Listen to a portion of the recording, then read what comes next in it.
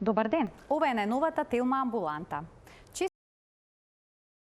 Притисокот се поврзани. Дали крвниот притисок ги оштетува бубрезите или бубрезите го зголемуваат крвниот притисок? Може ли да имаме сериозно бубрежно оштетување, а да не почувствуваме ништо? Ако лекот за притисок го пиеме само кога притисокот ќе скокне, што тоа значи за бубрежното здравје? На овие важни прашања разговараме со професор доктор Игор Николов, субспецијалист по нефрологија. Разговорот следува веднаш по рекламите, затоа останете на Телма.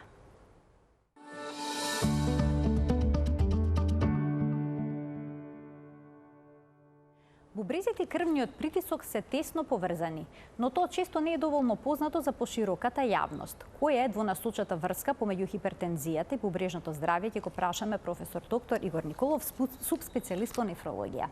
Професоре, добре ни дојдовте во Телма амбуланта. Добро најдобро, благодарам за поканата. Што се случува со бубрезите доколку крвниот притисок е постојано висок? Па вака, честа е појавата да имаме, односно во општата популација, да има покачен крвен притисок. Од повеќе причини. Сега, овој покачен крвен притисок има повеќе влијание врз човековиот организам.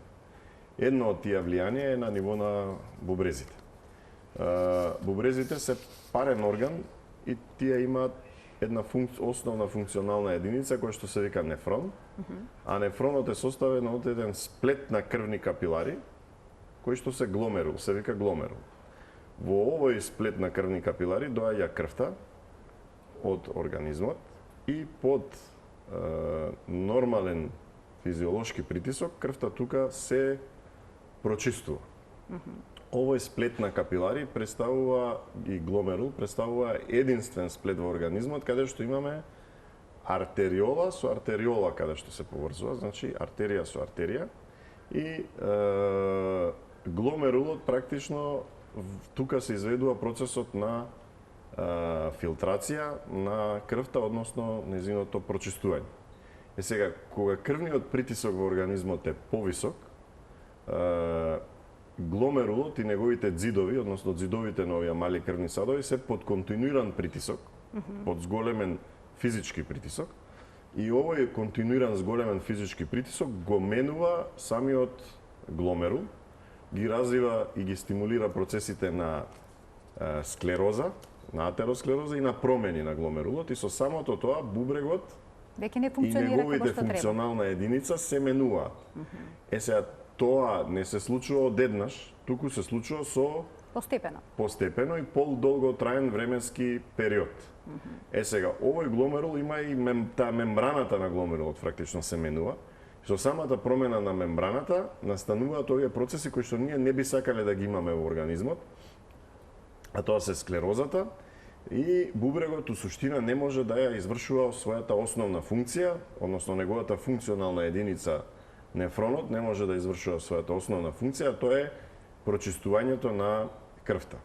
Заради тоа што бубрегот не ја прочистува крвта, се задржуваат одредени материи, меѓу кои и вода и одредени материи кои што се токсични, и сето тоа доведува до зголемување на нивото на течности во организмот, односно секундарно доведува до појава на покачен крвен притисок, што значи дека имаме една тесна врска помеѓу функционирањето, односно крвниот притисок и функционирањето на бубрезите.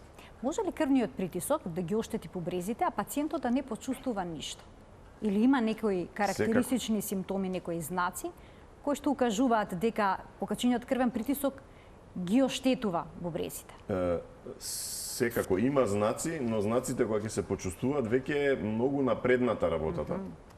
А покачениот крвен притисок може да ги оштите бубрезите и без некои симптоми, без некои одредени знаци, особено доколку трае подолг временски период, зборам со години и со децении, бидејќи имаме пациенти кои што имаат покачен крвен притисок и кои што не го регулирале со децении, заради тоа што немале никаква симптоматологија и од крвниот притисок и од оштетувањата кои што тој ги дава на бубрезите. Што значи работата е тесно поврзана.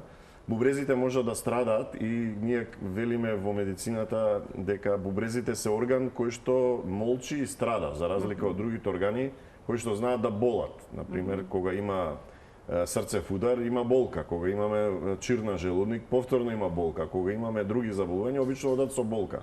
Но бубрезите се органи кои што молчат и трпат и страдаат. Заради тоа се потребни редовни исследувања и се потребни практично доколку се јават одредени промени да се интервенира на почетокот, можеби не веднаш со медикаментозна терапија, односно со апчиња, но секако треба да се влијае при најмало сомнение за одредени промени. Дали само високиот крвен притисок ги оштетува бубрезите или пак и благо покачениот крвен притисок? Што е опасно за бубрезите? Кој крвен притисок представува проблем? Видете, постојат дефиниции за што е покачен крвен притисок или што е хипертензија, кои што постојано се менуваат, значи има вака, но не се менуваат по некоја лична желба, туку по според одредени студии врз основа на кои се класифицира хипертензијата. Генерално сето она што е над 140 со 90 мм живен столб за систола, односно диастола, представува хипертензија или покачен крвен притисок. Сега, јас би сакал да кажам дека и процесот може да биде и од другата страна. Може да има и промени кои што се на бубрезите, кои што ќе доведат до крвен притисок. Но, она што е приоритетно и важно за сите нас е дека доколку имаме крвен притисок над 140 со 90 и доколку тој не е контролиран, подолг временски период, влијанието на оваа тензија, овој притисок врз бубрезите ќе се почувствува по извесен временски период, а принципот на почувствување е тој што покачениот крвен притисок врши влијание врз гломеруларната мембрана на клетки на гломерулот, на сплетот на крвни капилари во бубревот. Со незината промена настануваат промени кои што дополнително го забрзуваат влијанието на овој покачен крвен притисок. Така да доколку го контролираме крвниот притисок, го намалуваме неговото влијание врз бубрезите. Значи, доколку има покачен крвен притисок, може се оштетат бубрезите и како последица на тоа повторно да дојде до зголемување. Точно, да се забрза целиот процес, на крвниот притисок, но и не мора да има покачен крвен притисок, а може бубрезите да се оштетени и да создадат повторно проблем со хипертензија? Точно така. Постојат одредени заболувања кои што го напаѓаат, односно го оштетуваат бубрегот. Со самото оштетување на бубрезите, односно повторно или на таа гломеруларна мембрана, тоа се така наречени заболувања, може да бидат гломерулонефрити, може да бидат одредени наследни заболувања, како што се полицистични бубрези, како што се одредени цисти на бубрезите, како што се одредени промени во правец на обструкција на бубрезите, како што се одредени токсични влијанија на одредени медикаменти, лекови кои што може да бидат токсични кај бубрезите. Особено кај нас во мода би сугерирал да не се дава тој антибиотикот гентамицин од групата на аминогликозиди, кој што е токсичен, а често пати се дава, кај нас го даваат посебно матичните, често пати се случува да биде на барање на пациентот. Тоа треба да се избегнува и доколку тоа се случува, потребно е да се адаптира или дозата на лекови кои што се ги викаме лекови нефротоксични. Доколку лековите се нефротоксични, или потребно да адаптираме дозата, или потребно е да се внесува поголемо количество на вода, односно течно, со цел да се разреди самиот медикамент и неговото токсично влијание врз ѕидот на овие структури на бубревот.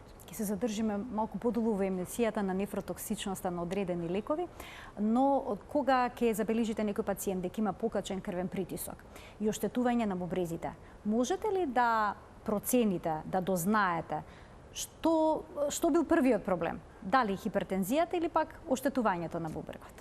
Во зависност од тоа колку е напредната состојбата, може да се претпостави кој кого оштетил? Кој кого оштетил, но сепак постои една заемна врска помеѓу хипертензијата, односно помеѓу оштетувањето од крвниот притисок и помеѓу бубрезите, и потоа тие се надополнуваат и целиот процес се забрзува.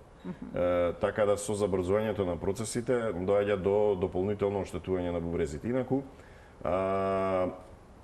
за да се манифестираат одредени симптоми на хипертензијата, односно на крвниот притисок, потребно е да дојде до оштетување, односно до промена на околу 50% од овие нефрони, односно ние бубрежната функција ја мериме и ја проценуваме со така наречена гломеруларна филтрациона рата.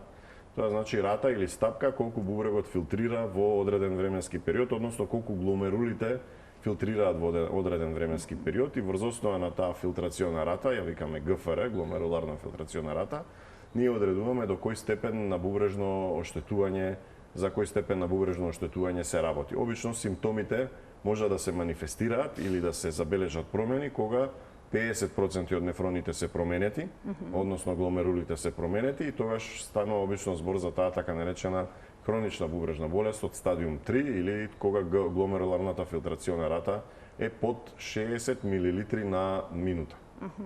Значи го мериме за одреден временски период колку бубрегот ги прочистува оние материи, бубрезите ги прочистуваат оние материи кои што не треба да се во организмот. Тоа е таа ГФР. А потребно ли е кај пациентот да се испита нивото на уреа и креатинин во крвта? Тоа некако е првата анализа која што се прави дури и на систематските прегледи. Секако важно е да се испитаат овие параметри, тоа се така наречени распадни продукти на катаболизмот на протеините, значи протеините кои што ги внесуваме секојдневно во организмот, кога ќе се распаднат, кога ќе се разградат, се ослободуваат овие уреа и креатинин.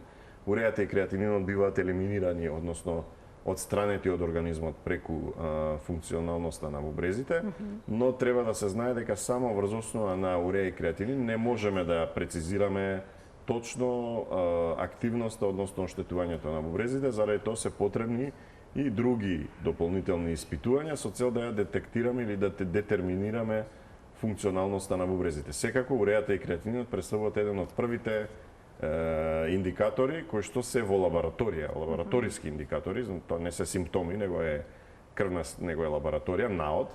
Значи тоа е првиот наод кој што би требало матичните лекари да ги посочи и останатите специјалисти да ги посочи да размислува да пациентот може би развива одредено бубрежно заболување и тоа е важно за да знаеме пациентот потоа да го упатиме за понатамошен третман, односно понатамошно исследување.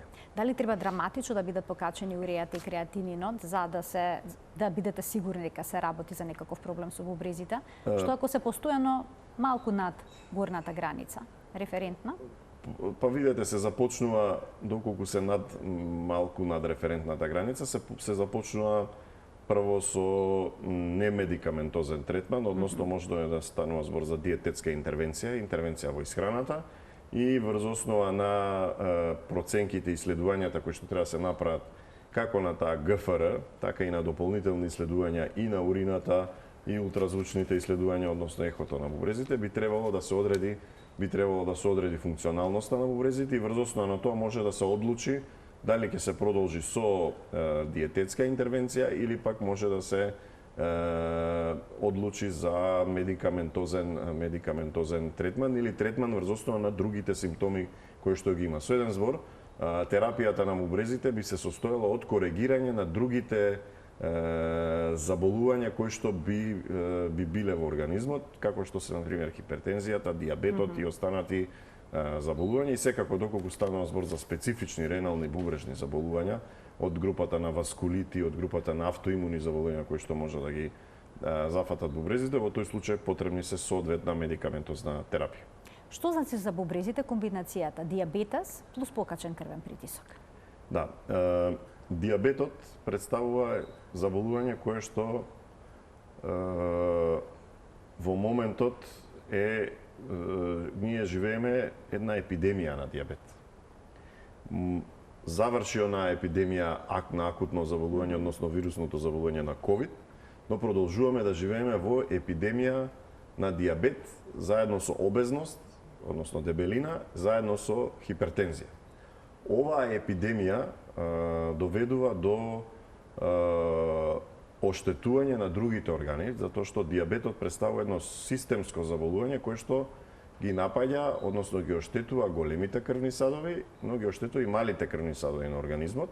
Од малите крвни садови треба да ги спомнеме токму овие гломерули кои што ви ги спомнав. Тоа се значи малите клопчиња и диабетот представува водечка причина за оштетување на функционалноста на гломерулите заради тоа што ја менува структурата на ѕидот на овие мали крвни садови артериоли. Знаеме исто така од малите крвни садови диабетот ги оштетува и очите, нели имаме микроретинопатија се јавува и се јавува невропатија, односно нервните завршетоци ги оштетува, но на бубрезите особено влие на нивото на гломерул. Така да Диабетот како водечка причина за хронична бубрежна болест, односно оштетување на бубрезите, заедно со хипертензијата представуваат две состојби кои што се акцелерирачки, односно го забрзуваат оштетувањето и оштетувањето на бубрезите и ја намалуваат функционалноста на бубрезите. Заради тоа особено важно е кај пациенти кои што имаат диабет и хипертензија, овие две состојби, и диабетот, односно шекерот, и хипертензијата, покачениот крвен притисок над 140/90, да бидат соодветно третирани, односно контролирани. А ако пациентот има покачен крвен притисок, диабетес и бубрежна слабост? Тројна имаме, троен ризик. Тоа веќе... Со овој троен ризик, значи, тука е потребно веќе да се интервенира медикаментозно сигурно. И тоа медикаментозно не само за диабетот и за хипертензијата, туку и за оние несакани ефекти кои што ги дава хроничната бубрежна болест, бидејќи во оваа хронична бубрежна болест бубрезите представуваат органи кои што лачат важни хормони во организмот, односно го лачат еден од хормоните кој што е важен за производство на крвни клетки, тоа е еритропоетинот. Така да со оваа болест, бубрежната болест, се намалува нивото на еритропоетин. Бубрезите се важни во трансформацијата на витамин Д. Со бубрежна болест се намалува нивото на витамин Д во организмот.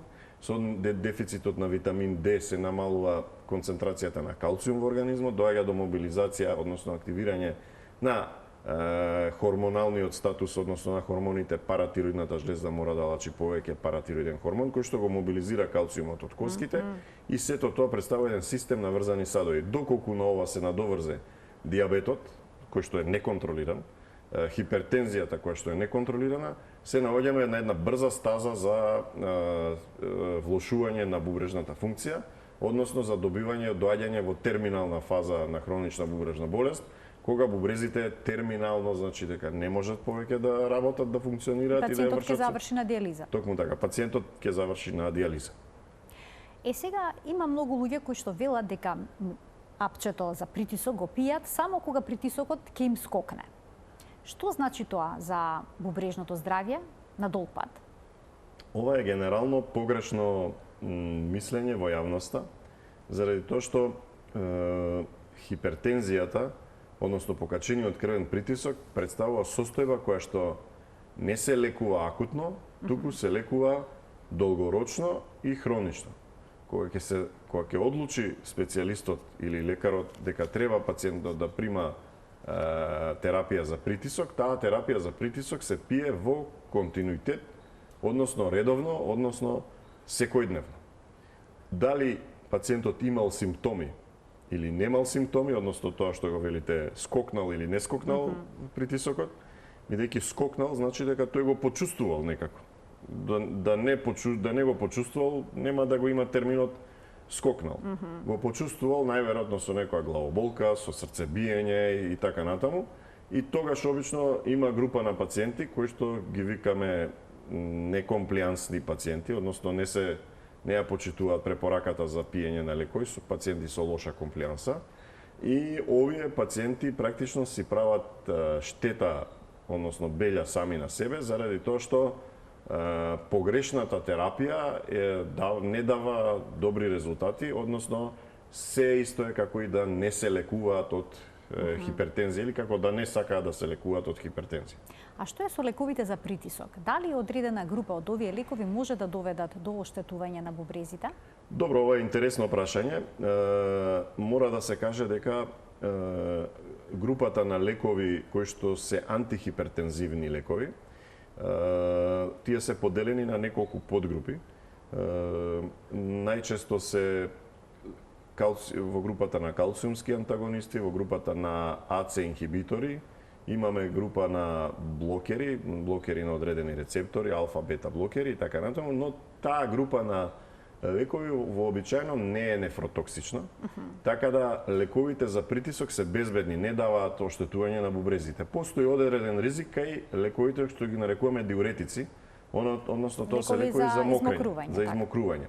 Овие лекови за измокрување можат работат на принцип имаат механизам за елиминирање на одредени електролити, натриум, калиум или пак задршка на калиум, штедачи на калиум како што е спиринолактонот, и во овој начин може да доведат до електролитни промени, кои што доведува до електролитен дисбаланс, например, но директно нефротоксично дејство може да имаат единствено кога се во поголеми концентрации, тоа кај пациент што е дехидриран, односно го тераме да мокри организмот, а нема што да измокри. А тој нема што да измокри, во тој случај може да се одредима студии кои што покажуваат дека се манифестира одредена нефротоксичност, како што викаме, односно штетно дејство врз бубрезите.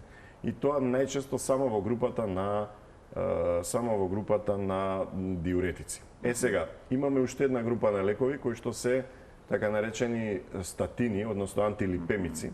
За оваа група на лекови статини и антилипемици имаше студии кои што покажува одреден степен на нефротоксичност, но повеќе во правец на рабдомиолиза, односно промена на ниво на мускулите, односно оштетување на мускулите и ослободување на тој миоглобин. Протеин кој што е миоглобин, кој што е токсичен за бубрезите и во тој случај се јавува, но исто така беше во концентрации кои што треба да бидат навистина високи за да доведат до оштетување на бубрезите. Со еден збор да резимираме, да не бидеме предолги, вообичаено е лековите кои што се антихипертензивни не влијаат и не ги оштетуваат бубрезите, туку ги даваме да ги заштитат бубрезите. А што е со лековите за смирување, бензодиазепините, кои што понекогаш се дел од терапијата за покачен крвен притисок? Пациентите тука имаат дилема, може ли тоа да создаде некаков проблем со бубрекот? Да, тоа е една стратегија која што е третман со бензодиазепини, односно овој кај нас се пие многу диазепам. Групата на овие лекови не се нефротоксични. Но покажаа студиите дека тие не спаѓаат и сите гајдлайнси, препораки на светските организации и здруженија за хипертензија покажале дека оваа не се дел од оваа група на лекови не е дел од лековите за хипертензија.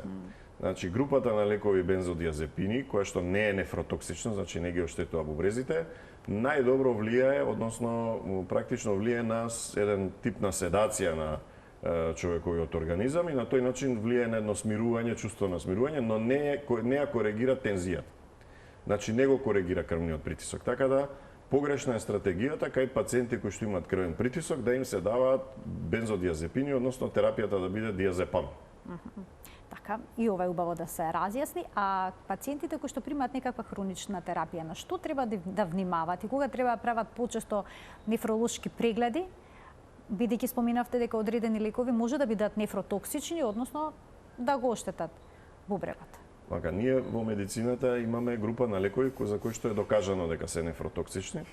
И оваа група на лекови, обично нивната доза се адаптира врз основа на функционалноста на бубрезите, односно на гломеруларна филтрациона рата која што ја спомнав. Најчесто нефротоксични лекови се оние кои што се од групата, има различни групи на антибиотици кои што може да би ги оштетат бубрезите и заради тоа треба антибиотик кога се дава да се процени дали спаѓа во групата, нели имаме две категории, дали пациентот е алергичен, многу е важно, како например пеницилин или групата на цефалоспорини, и дали тој антибиотик е нефротоксичен, односно ги оштетува бубрезите. Секако имаат и други несакани ефекти антибиотиците, заради тоа не секогаш треба да се брза со антибиотици, особено со оние антибиотици кои што се понови, кои што се од различните групи, кои што се уште немаме сигурни податоци дека не оштетуваат, не ги оштетуваат другите органи, така да за бубрезите потребно да се внимава за оваа категорија на лекови. Втората работа е, имаме лекови од групата на онколошки пациенти кои што се третираат и во оваа група на онколошки пациенти секако цитостатската терапија би требало да биде адаптирана на функционалноста на бубрезите, односно на ГФР на бубрезите, гломеруларната филтрациона рата, заради тоа што често пати токсичното дејство на цитостатиците, нели тоа е принципот на уништување на малигните клетки, може да доведе до нефротоксичен ефект и заради тоа е потребно секогаш да се планира врз основа на гломеруларната филтрациона рата, ГФР-то, односно таа се пресметува со уреата и креатининот по математички формули и се проценува функционалноста на бубрезите. И секако генерално за сите лекови за кои што немаме доволно податоци, треба да се провери дали имаат штетно, тоа е за сите лекови важи, дали имаат штетно дејство или не. Заради тоа ги имаме во болниците оние клинички фармаколози кои што знаат да да сугерираат и да советуваат која терапија би била добра да се даде или не. Бидејќи често пати се случува да имаме пациенти кои што се во состојба на полипрагмазија, ние тоа го викаме, кога примаат повеќе апчиња. И доаѓаат во комбинации. И комбинации, овие повеќе апчиња во организмот може да имаат интеракција. Со самата таа интеракција може да се зголеми нивното токсично дејство, не само на бубрезите, може да биде ототоксично дејство, може да биде на други органи и така натаму. Дали понекогаш се случува да откриете дека пациентот има оштетување на бубрезите само врз основа на покачениот крвен притисок, на високиот крвен притисок? Се случува, да. Значи, кога ќе дојде пациент со покачен крвен притисок, кога ќе се направи лабораториски исследувања и од крвта и од мокрачата, може да се забележи, да се видат одредени промени, кои што промени би сугерирале дека практично има одредени оштетувања на бубрезите. Знаете, најосновното испитување на мокрачата е со дипстик, кога во врзоснова на овој дипстик може да се одреди дали имаме некаква микропротеинурија, микроалбуминурија, значи дали има што не смее протеини. Да има во урината? Не треба да има во мокрачата, не треба да има во урината, не треба да има протеини. Нормалните бубрези кога функционираат добро, во урината не се наоѓаат протеини. Дури доколку се во многу мали количини протеините во крвта може да укажува на сериозен проблем? Токму така. Укажува на некаков можеби почетен проблем. Дека е можеби потребна интервенција во смисла на корекција на состојбата со диабет, на корекција на состојбата со хипертензија или да ја поврземе, да ја најдеме хипертензијата врз основа на овој 1+ протеини во мокрачата, или пак да станува збор за некакво гломеруларно заболување, односно заболување кое што е на ниво на гломерулите на бубрезите или на функционалната единица на бубрезите.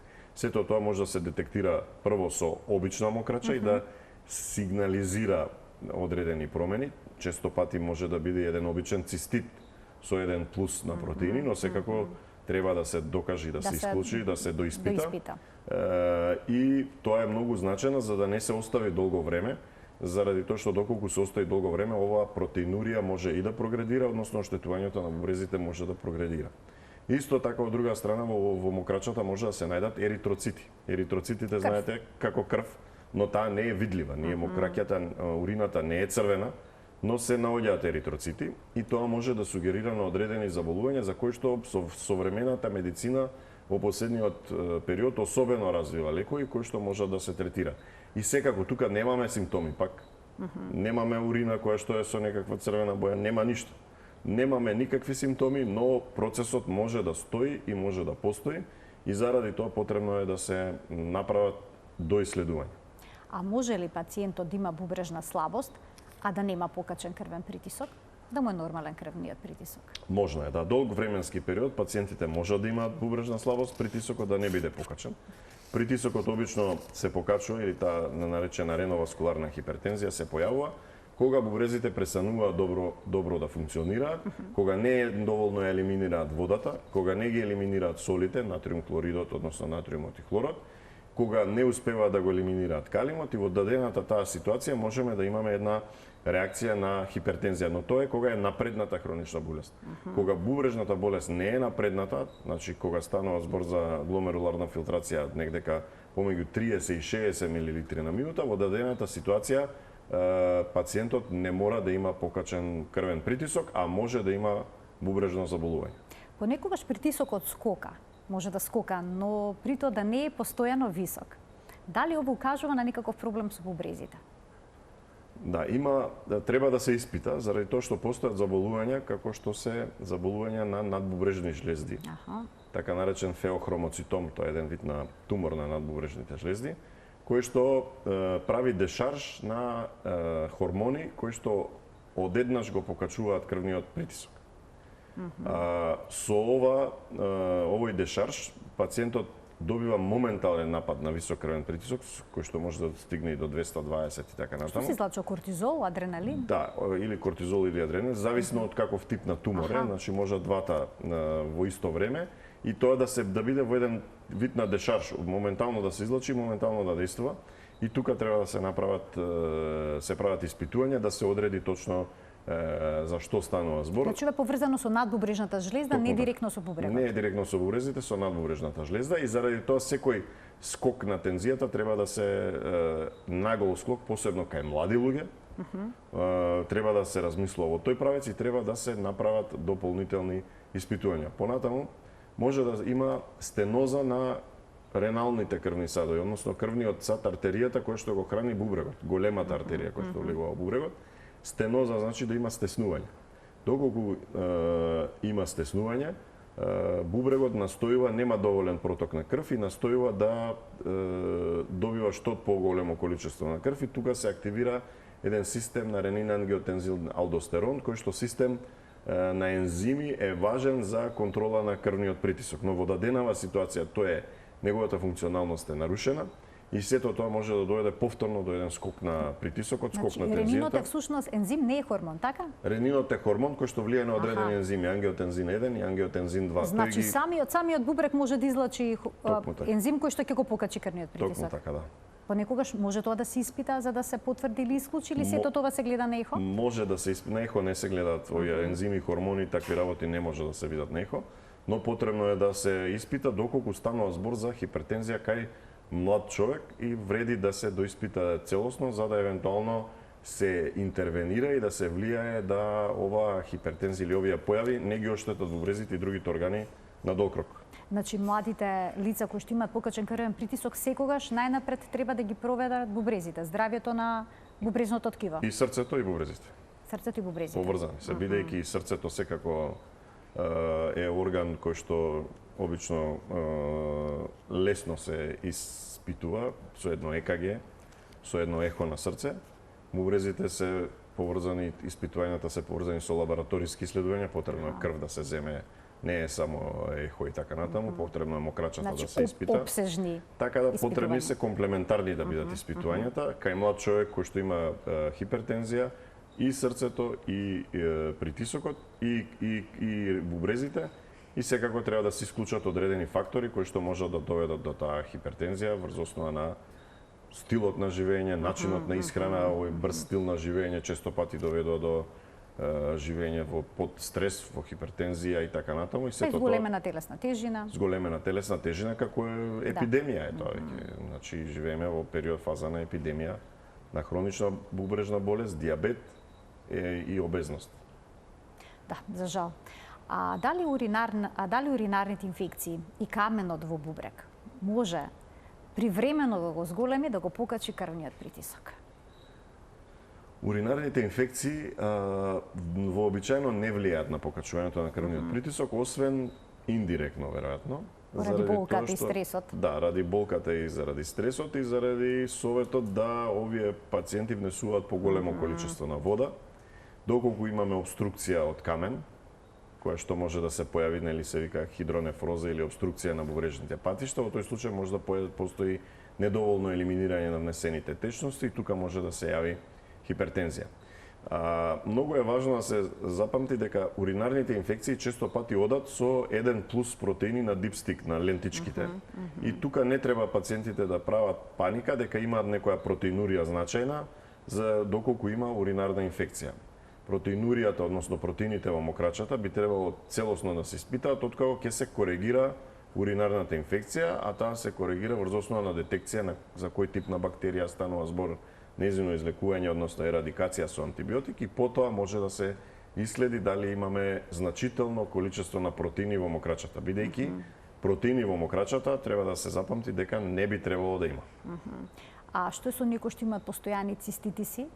Дали кај нив може да биде постојано присутен, да бидат постојано присутни протеини во урината? Дали се тие видливи и може ли тоа да доведе до некаков проблем со бубрезите? Тука треба и симптомот да го знаеме. Кога имаме 1+ протеин или кога има протеини во урина, тоа обично мокрачата има мирис, особено при циститите, и обично има и е пенлива, значи пења.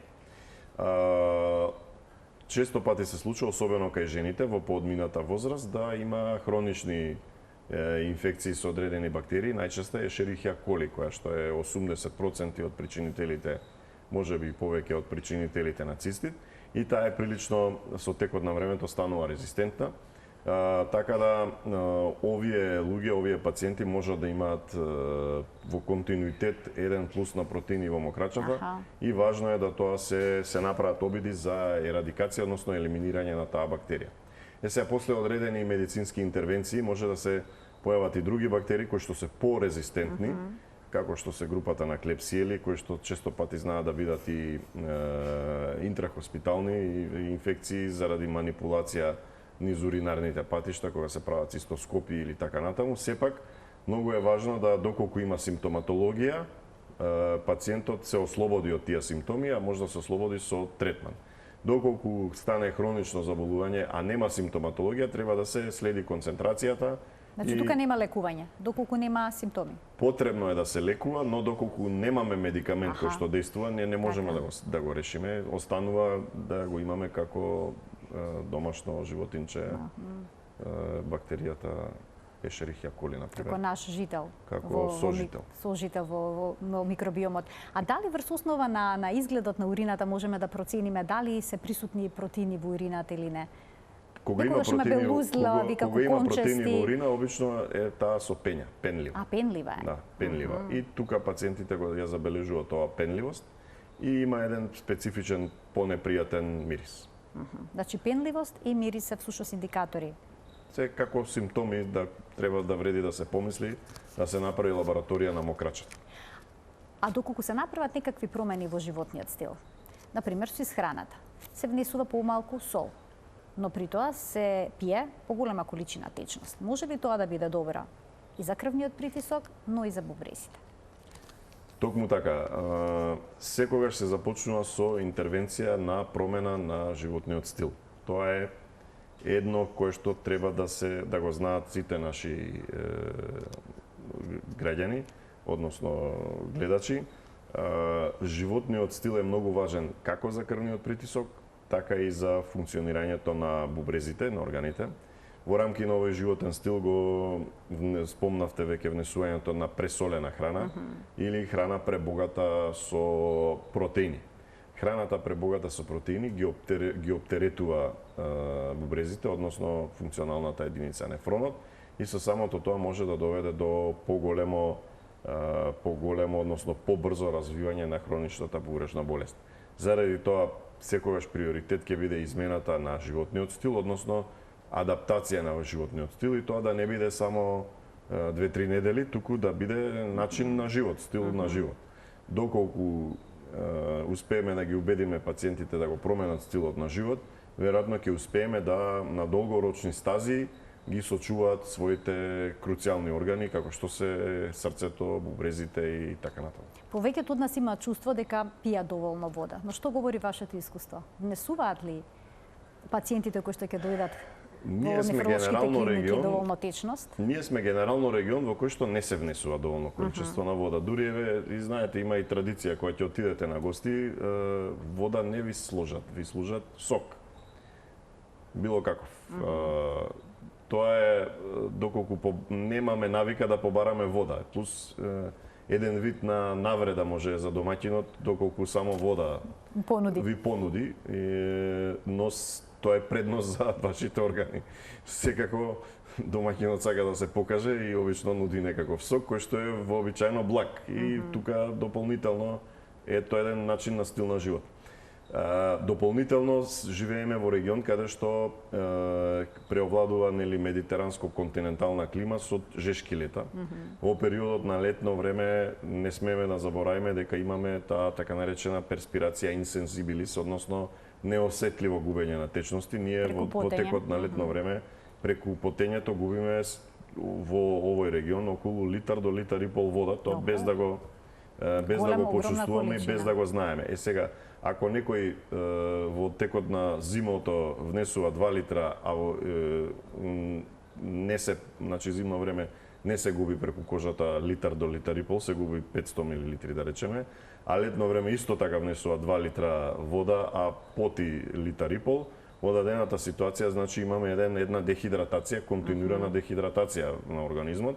Таа континуирана дехидратација доведува до промени како за фаворизирање на развој на камчиња, така и за одредени промени на функционалноста на бубрезите. И особено е важно да знаеме дека внесувањето на течност, односно пиењето на вода, не треба да биде кога ќе почувствуваме жет, бидејќи тука веќе сите системи се активирани во организмот и сите центри за осетливост се активирани, тие јавуваат дека е организмот дехидриран. Кога човекот ќе почувствува жед, тој е веќе во состојба на дехидратација, особено во овој период на жешки лето. Но оние кои што имаат покачен крвен притисок обично се плашат да пијат поголема количина течност. Точно така. Што значи ако бубрезите се благо оштетени или пак оштетени? Точно така. Заради тоа во терапијата би требало да се внесе да се внесе некој од диуретиците. Со внесувањето на водата со диуретиците се стимулира мокрењето, се стимулира елиминирањето на таа вода и во таа состојба може да речеме станува збор за испирање, ги переме бубрезите со помошта на диуретици. И секако дозата на диуретици треба да се адаптира на летно време во однос на зимно време, бидејќи како што и реков, губиме течности. Електролитите. Така да влијат на електролитите, но и летно време губиме течности преку потењето, зимно време не. Така да истата концентрација на диуретик за време на лето и на зима има различни ефекти, различни влијанија. Така. А што значи за пациентот доколку ги игнорира симптомите на бубрежната болест и едноставно се надева дека работите ќе се средат сами од себе? Па значи да се најдете да добиеме еден пациент кој ќе дојде на контрола на доктор, ќе ви каже ја никогаш не сум бил на доктор, од тие пациенти најмногу се плашиме. 20 години, цел живот не сум бил на лекар, ништо не ми е мене, јас сум здрав сум бил како дрен. Тие пациенти кои ќе се појават на доктор на испитување, обично ќе се најдат многу работи, многу проблеми.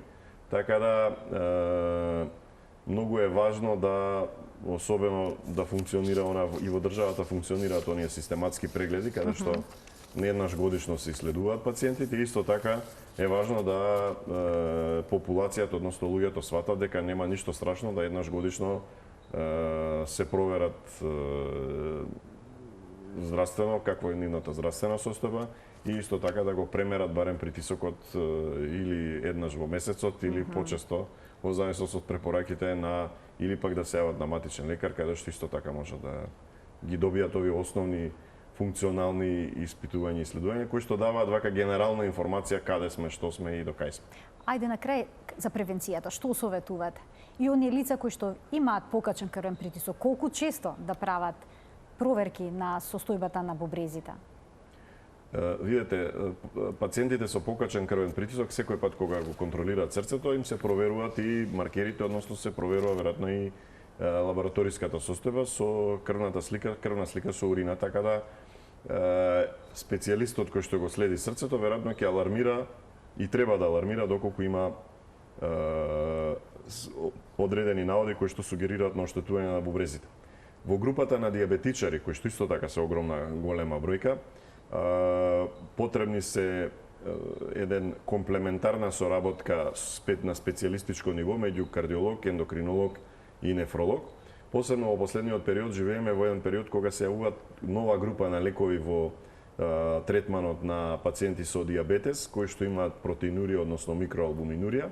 Тоа се така наречените SGLT2 инхибитори кои што се ја покриваат областа и на кардиологија, и на нефрологија, и на ендокринологија, така да тука една потребна една тесна соработка. Јас верувам дека сите специјалисти и кардиолози, и ендокринолози, и нефролози, посебно што следат вакви пациенти со хипертензија, дополнително хипертензија со диабет, сме уходани, ако може да речам, за следење на пациентите во овој правец и ова нова терапија, нови современи трендови во лекувањето и на диабетот и на хипертензијата би требало да се аплицираат во широката популација. Зголемен е бројот на пациенти со вакви проблеми? Зголемен е, да. Живееме во еден период, фаза на епидемија.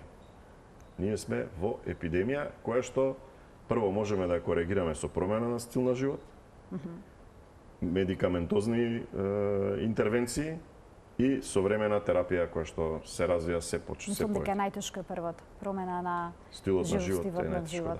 Токму така. Повеќето се надева дека со некаква терапија и со лекови ќе го решат проблемот, но може ли без првото што го наведовте да се очекуваат реално добри резултати? Без промена на стилот на живот, кој што би бил долгорочен и начин на живот уствари, не може да се очекуваат долгорочни резултати. Краткотрајната промена на стилот на живот дава краткотрајни решенија, веројатно ќе се почувствува човекот подобро извесен временски период и подоцна престанува да пие. Токму она да го смени животот, токму она како што го спомнавте, пие лекови единствено кога ќе му биде лошо. Биде лошо или кога ќе му се покачи притисокот или болница за да одиш кога те боли. Треба нешто се промени во свесноста. Професоре, од светот на медицината преминувате во светот на дипломатијата. Покрај докторе сега ќе ве викаат и амбасадоре. Да. Наскоро заминувате во Франција, ќе бидете амбасадор во Франција. Честитки. И благодарам. Дали тоа значи ќе затварате вратата на медицината? Па не, јас... Зошто се одлучивте на еден ваков чекор? Вака, па заради тоа што интересот е вака прилично, јас од секогаш сум имал интерес на повеќе полиња. И прилично е голем интересот, особено бидејќи во Франција завршив магистерски студии, докторат, блиска ми е културата, блиски ми се луѓето и така натаму. И последната работа е тоа што мислам дека и дипломатијата и политиката се пресериозни да се остават само на дипломатите и на политичарите. И мислам дека и докторите можат да допринесат прилично многу. Кога ќе доаѓате во Македонија, се надевам дека повторно ќе искористиме шанса да поразговараме и за некоја медицинска тема. Ви благодарам за поканата. Ви благодарам и вас за гостувањето во денешната емисија. Почитувани, тука ја заокружуваме денешната тема амбуланта. И денеска ви благодарам што бевте заедно со нас од самиот почеток на емисијата. Се гледаме секој работен ден на Телма во 12 часот и 50 минути за заедно да научиме што е важно за здравието. Ви посакувам пријатен ден.